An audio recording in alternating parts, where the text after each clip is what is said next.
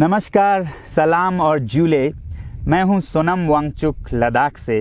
आप में से कुछ लोग हमें जानते होंगे हमारे शिक्षा सुधार के कामों के बारे में, या फिर पर्यावरण के काम में आइस स्तूपा, आर्टिफिशियल ग्लेशियर जैसे कामों के लिए, या फिर आई लिव सिंपली जैसे ग्लोबल मूवमेंट्स जो कि सादा जीवन अपनाकर क्लाइमेट चेंज को रोकने के लिए लोगों को प्रेरित करती है। मगर दोस्तों, आज मैं इन चीज़ों के बारे में नहीं बल्कि आप लोगों को एक बहुत ही ज़रूरी संदेश देने के लिए आया हूं, जो कि चीन और भारत के बीच अभी जो टकराव और तनाव की स्थिति बनी है, इसके बारे में आपकी क्या जिम्मेदारी है।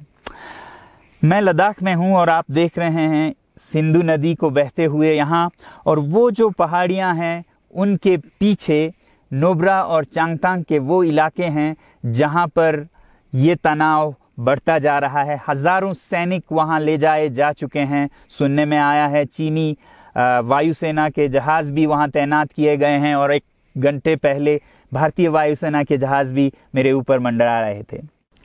सामान्यतः जब सीमा पर तनाव होता है तो हम आप जैसे नागरिक ये सोचकर सो जाते हैं रात को कि सैनिक इसका जवाब दे देंगे।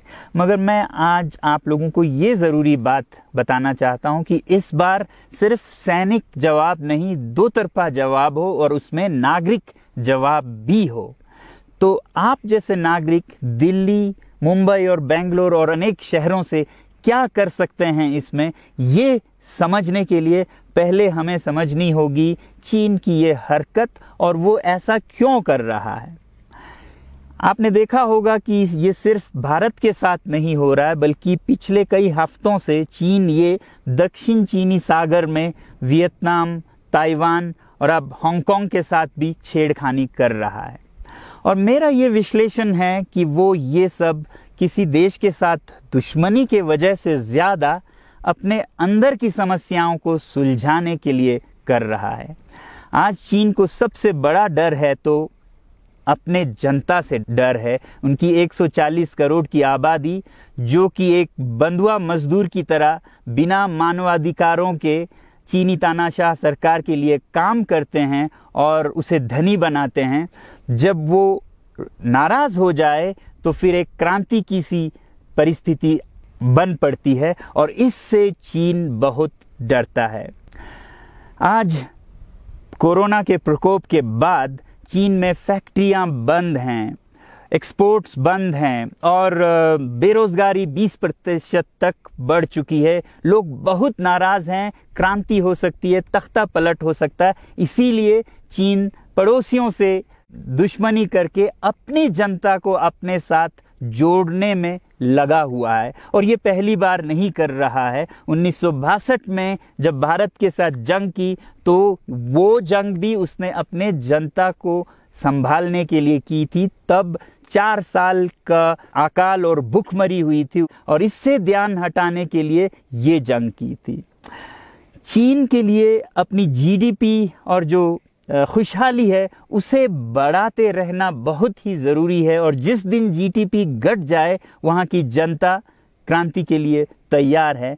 मैं तो कहता हूँ कि इस बार भारत की बुलेट पावर से भी ज़्यादा वॉलेट पावर काम आएगी। जो नागरिक पैसा खर्चते हैं चीन के सामान को खरीदने में, ज़रा सोचिए, हम आप भारतीय उद्योग को मारकर चीन से मूर्तियों से कपड़ों तक हर साल 5 लाख करोड़ के सामान खरीदते हैं, और फिर यह पैसा आगे जाकर हमारे सीमा पर हथियार और बंदूक बनकर हमारे सैनिकों के मौत का कारण बन सकती हैं। तो इसलिए अगर हमारे देश के 130 करोड़ लोग और 3 करोड़ जो भारतीय बाहर के देशों में हैं, सब मिलकर भारत में और बल्कि दुनिया भर में एक boycott made in China movement या अभियान शुरू करते हैं, तो आज दुनिया भर में चीन के प्रति रोष है।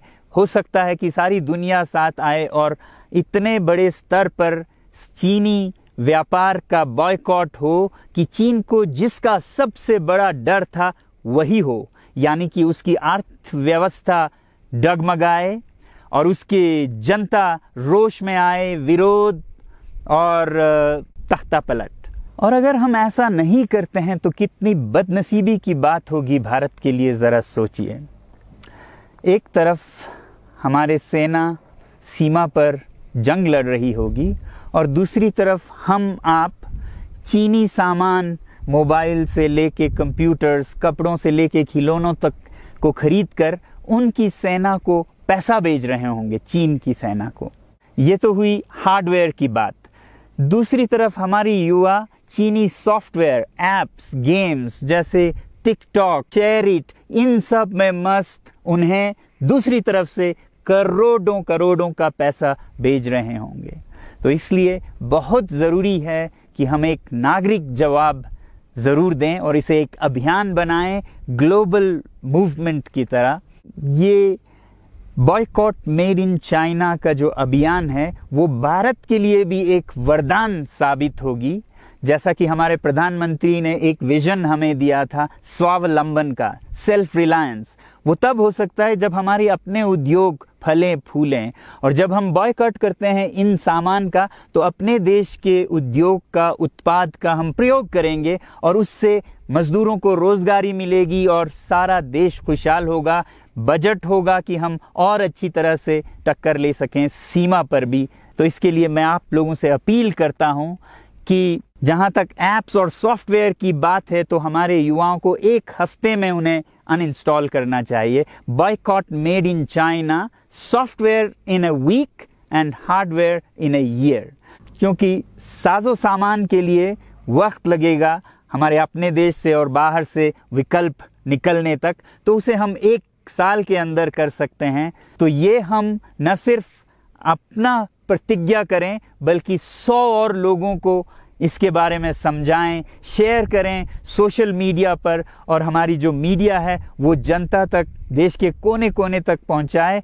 और जैसे ही इसका असर दिखने लगेगा, इंटरनेट से ऐप्स लाखों में, करोड़ों में अनइंस्टॉल होंगे, तो चीन को संदेश साफ जाएगा और यही एक तरीका उसे मेज पर पहुंचा सकती है जहां पर की बातचीत हो शांति की।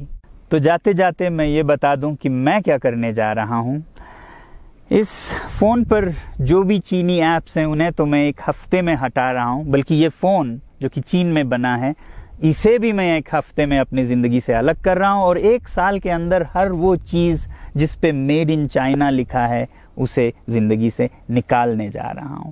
हमें चीन से, चीनी लोगों से कोई समस्या नहीं है, चीनी सरकार और उनकी रवैयों से समस्या है। जब तक चीन में परिवर्तन ना हो हमें ऐसा करना होगा। और आप लोगों से मैं अपील करता हूं कि आप अपने शहर में, अपने मोहल्ले में ऐसे इवेंट्स करें जहां लोग प्रतिज्ञाएं करें कि चीनी सामान का बहिष्कार करें जब तक चीन में परिवर्तन ना हो। और मैं सालों से कहता रहा हूं कि 21वीं सदी में देश के लिए जान देने की नहीं बल्कि जिंदगी देने की ज़रूरत है। लद्दाख में बढ़ते हुए ये देश के लिए जान देने का कारोबार बहुत देखा, और जहां एक तरफ मैं सलाम करता हूं उन लोगों के लिए, उन लोगों को जिन्होंने देश के लिए जान दिया, मगर इस 21वीं सदी में मेरा ख्याल है कि देश के लिए जान देने की नहीं, जिंदगी देने की ज़रूरत है।